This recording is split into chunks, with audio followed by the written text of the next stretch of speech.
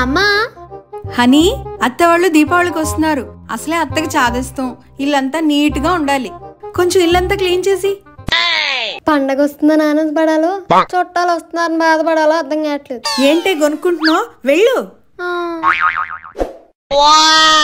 గణేషు బాగున్నావా? లోపలికి రా. గణేషు, అమ్మ వాళ్ళు ఏరి? రాలేదా? ఈ విషయం ముందే తెలుసుంటే ఇంత క్లీన్ చేసేదాన్నే కాదు. అంటే నాగుల చవితికి వస్తా అన్నది. అప్పుడు మళ్ళీ క్లీన్ చేయాలా? సరే. మనసుని రేపు దీపావళి కదా, మరి క్రాకర్స్. అర్థమైంది. దీపావళి సెలబ్రేషన్స్ కదా, అన్ని రెడీ. అయితే రేపంతా ధూమ్ధామ్ చేసేద్దాం. Deepavali celebration start అయిపోయినట్టున్నాయి.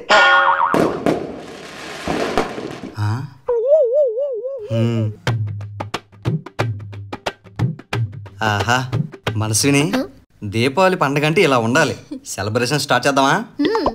ఫస్ట్ దేవుడికి దండం పెట్టుకో. కరెక్టే. పద. ఇంకా క్రాకర్స్ కాల్చడమే. ఇత్తిను పిండి వంటలా? అదిరిపోయి. నెక్స్ట్ ఏంటి? ఇవన్నీ నేనే డెకరేట్ చేశాను. అవునా? చాలా బాగుంది. Thank you. ఇవన్నీ ఓకే గానీ క్రాకర్స్ ఎక్కడా? పట్టుకో. క్రాకర్స్ అడిగితే చేతిలో దీపం పెట్టేవేంటి? మా ఇంట్లో దీపావళంటే దీపాలే వెలిగిస్తారు. అంటే క్రాకర్స్ కాల్చరా?